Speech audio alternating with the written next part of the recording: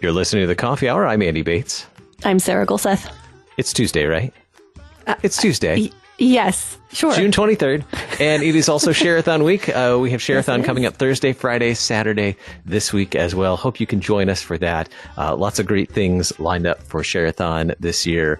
We get to share. We'll have some extended versions of the coffee hour during Share-a-thon, which I'm excited about that. Actual, real hour of coffee hour, which is kind of exciting.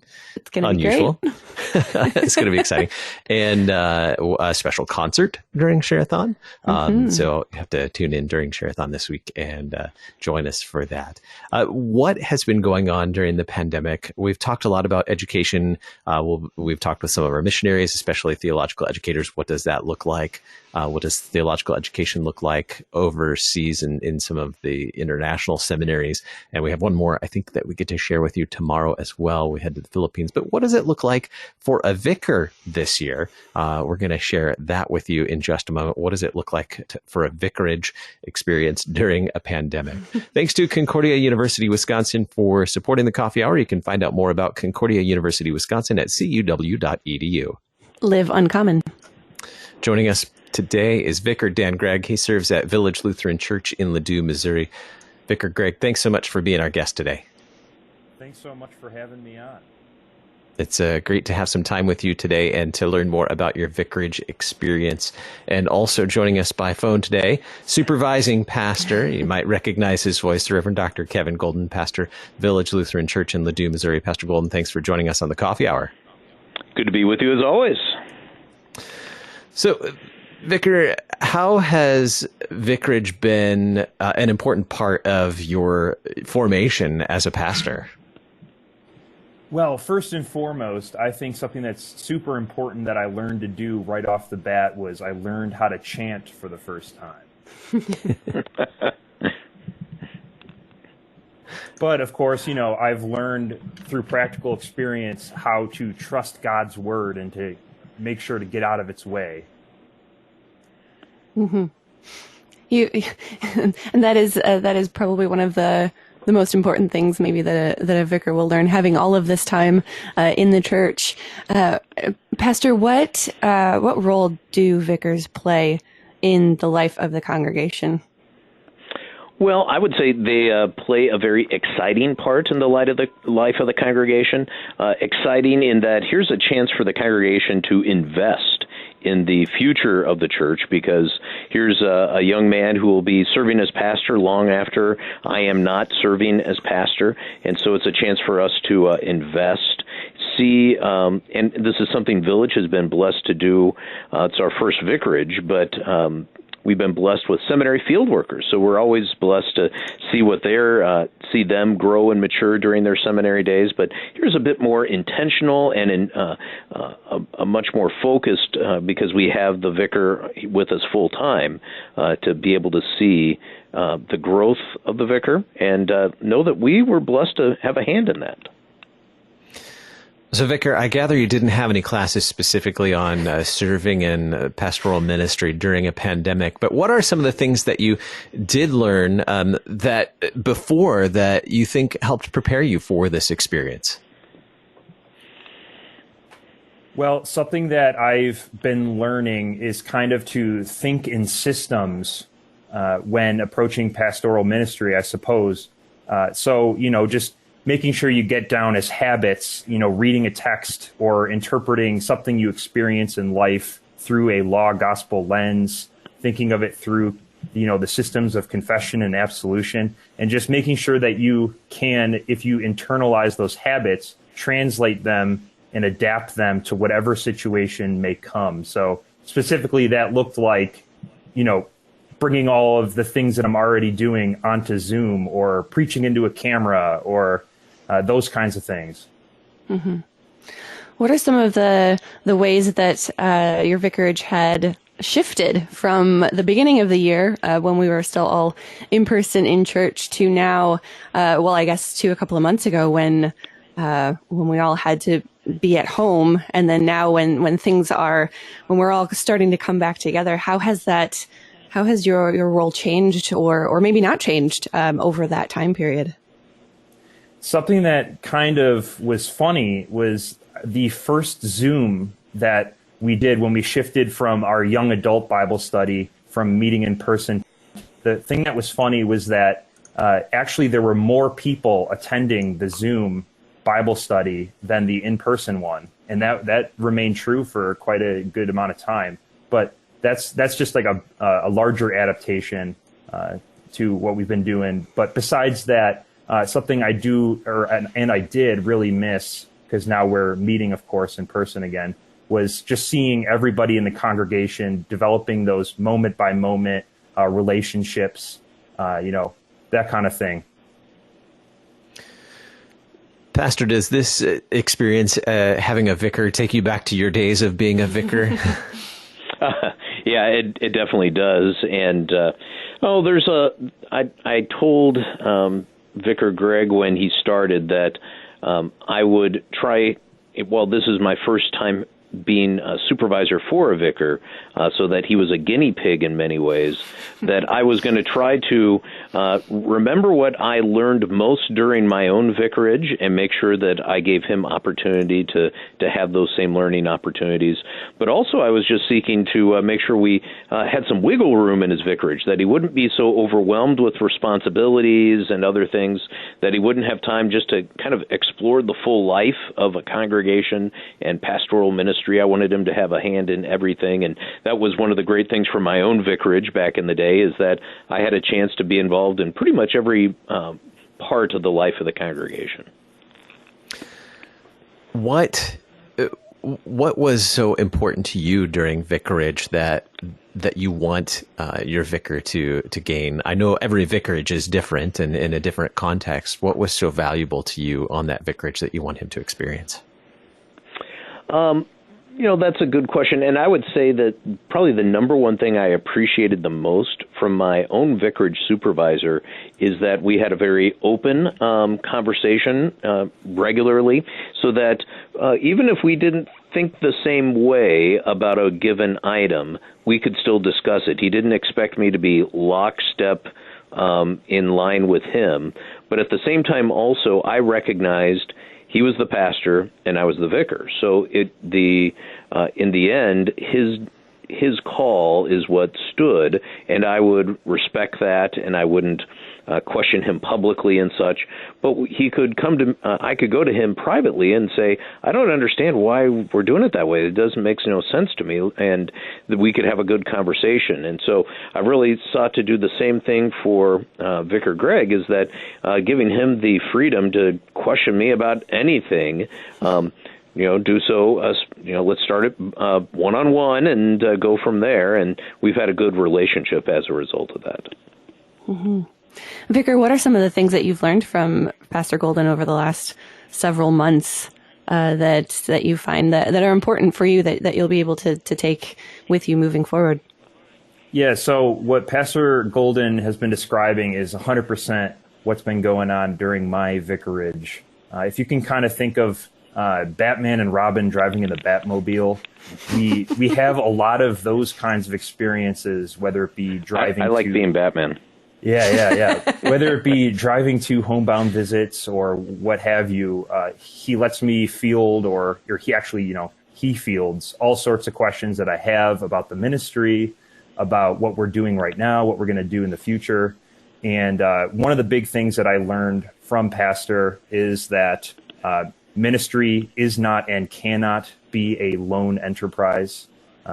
The entirety of the church, the congregation, is helping you with your ministry. Of course, pastor is the head of it. We're talking with Pastor Kevin Golden of Village Lutheran Church in Ladue, Missouri, and Vicar Dan Gregg, serving his vicarage there this year, and a most interesting experience serving during a pandemic. We have more to talk about with them here on the Coffee Hour. You're listening to the Coffee Hour. I'm Andy Bates. I'm Sarah Golseth.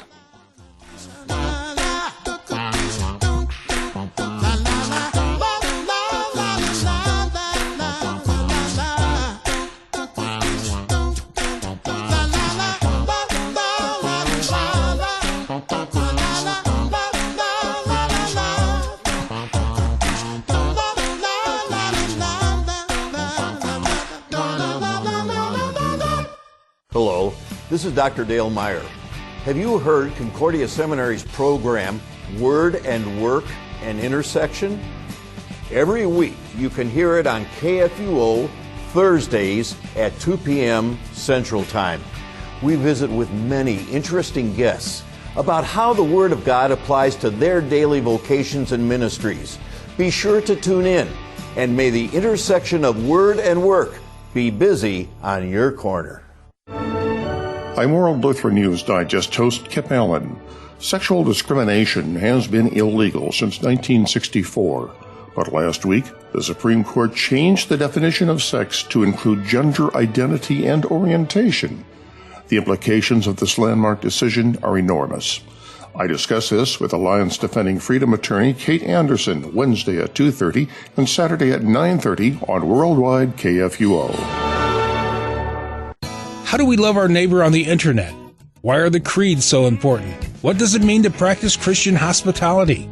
Questions like these are answered in every edition of the Lutheran Witness, the monthly magazine of the LCMS. The Lutheran Witness can help you interpret the world from a Lutheran Christian perspective by providing reliable, biblical reflections on the issues that you care about the most. Get your free issue at cph.org/witness. That's cph.org/witness. You're a miracle. You know that, right? A living, breathing, one-of-a-kind miracle. You were created to stand apart, to share your gifts in the service of others, to make an uncommon impact in a common world. And at Concordia University, it's our mission to help you do that, to live uncommon. To learn more about Concordia, go to cuw.edu.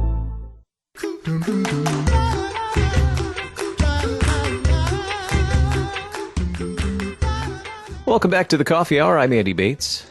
I'm Sarah Gulseth. We're talking about vicarage during a pandemic. We're talking with Pastor Kevin Golden of Village Lutheran Church in Ladue, Missouri, and Vicar Dan Gregg. He's serving his vicarage there this year. What an unusual experience, I'm sure. Pastor, before we went to break, we were talking about the vicarage experience for you and what you learned as a vicar and what was important to you. What have been some of the unusual experiences during the pandemic this year that you think have created learning experiences for a vicar? Well, that's a great question because I have told Vicar Gregg numerous times that I feel for his class in some ways because there's so many things that they're missing out on, like the normal dynamic of Holy Week was really disrupted, and that's such a central part of the life of a congregation and central to the pastoral ministry. So I was really sorry that kind of had to get that in a very different fashion, but at the same time also there's great blessings that the Lord always brings through challenge, and one of those would be learning to kind of roll with the punches. I greatly appreciated what Vicar said earlier about being able to think through kind of systematically, having trained the mind to think through everything, law and gospel, confession, absolution, and such. And that's one of the things that I think have served our congregations and pastors and vicars and such, deaconesses on down the line so well during the pandemic, is that even though it has forced me to make a lot of decisions on the fly, I like to be very deliberate, think through things. There just hasn't been time to do that in so many ways, so you just have to kind of make these quick decisions. And things have, by and large, really turned out well, and I would put that down to because our theological moorings serve us so well to keep us going in the right direction, so that even when we make quick decisions, it's moored to those theological truths so that we don't get off base. Mm-hmm. Vicar, what were some maybe unusual or other than the whole pandemic being a pandemic experiences or things that you weren't expecting to learn, maybe expectations that you had going into vicarage that you didn't expect? What were some of those things that now you can look back and learn from those things and learn from those experiences and maybe be able to serve in a better capacity moving forward? Well, one thing off the top of my head that I can think of is I think the first time I preached during the quarantine when no one was allowed in the sanctuary, and I was, up in the pulpit, and I'm preaching at what presumably no one. So that kind of taught me the reality of, I'm not doing this for people's praise or anything like that, but instead just to proclaim the word of Christ, and also trusting that, the gospel, it can and is translated not only into other languages, but across the internet to people that are faithfully listening at home. Yeah, welcome to our world of talking and not knowing if anyone's really listening, right? On a daily basis.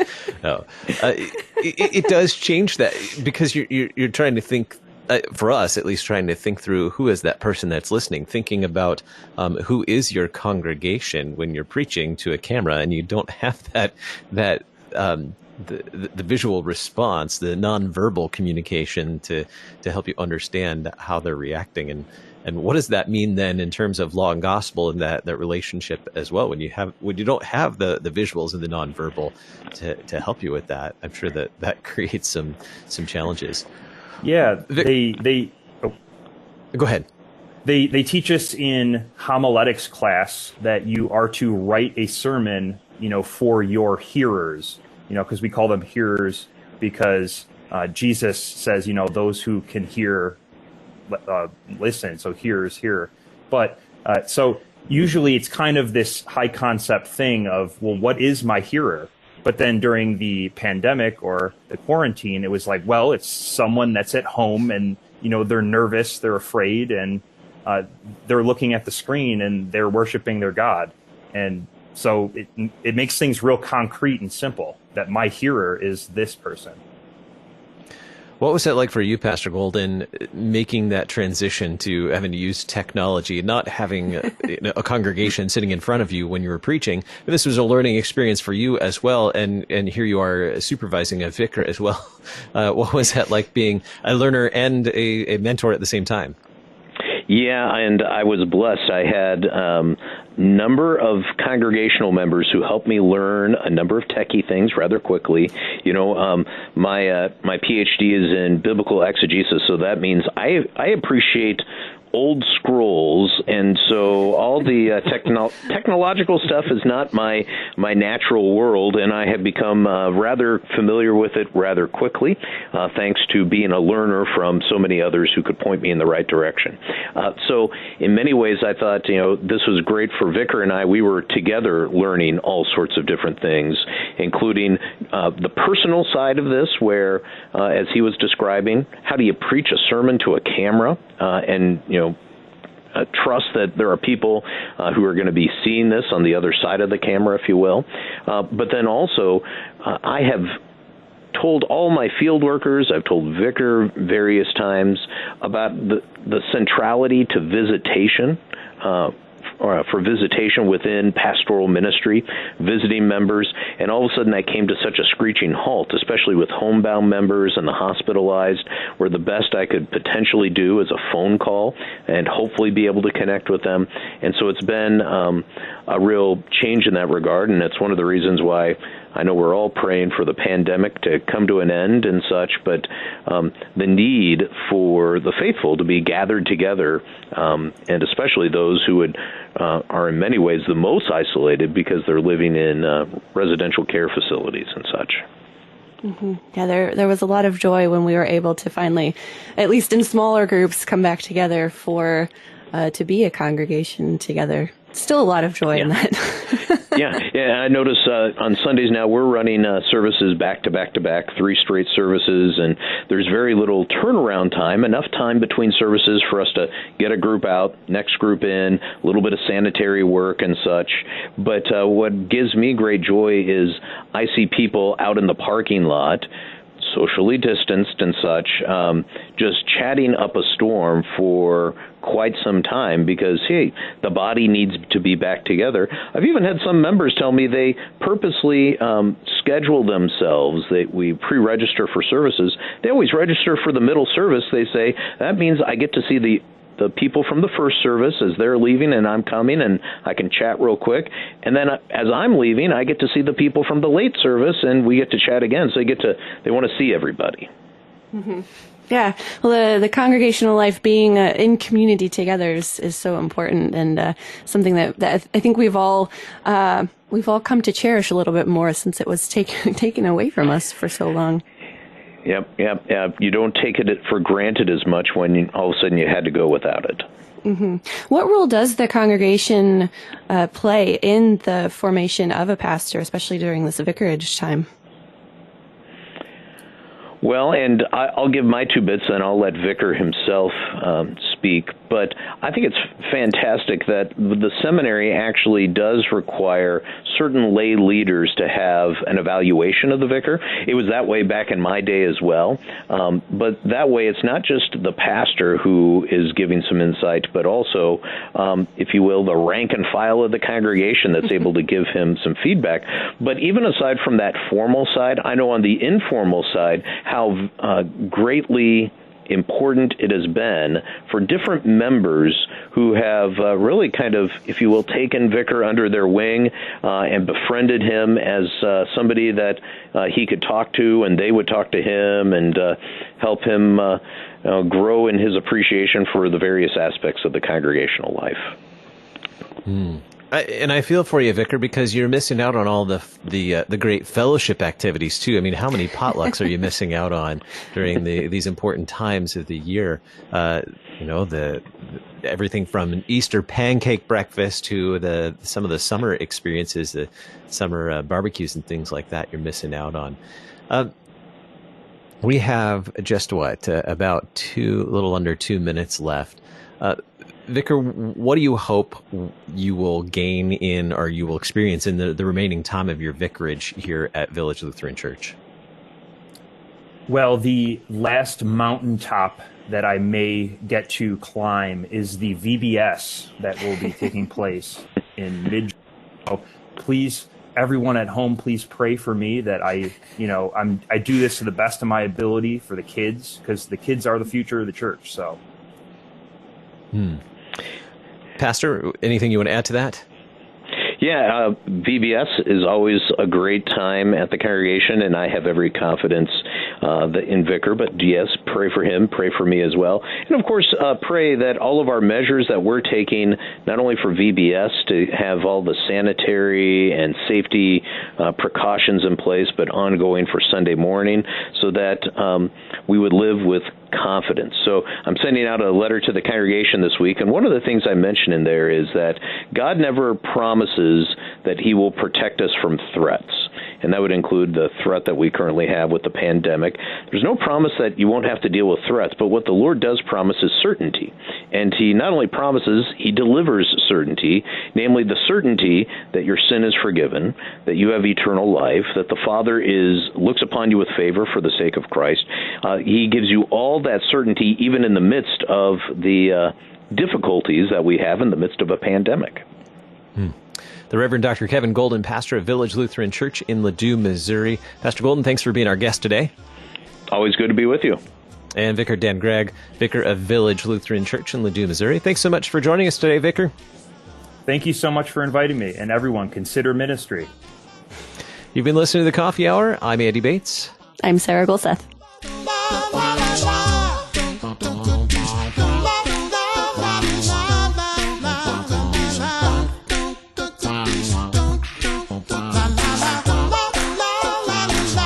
The Coffee Hour with Andy and Sarah is a production of KFUO. To support the Coffee Hour and KFUO Radio, visit KFUO.org. You can also text KFUO to 41444 or send an email to gifts@KFUO.org. And you can call us at 800-844-0524. KFUO. Christ for you, anytime, anywhere.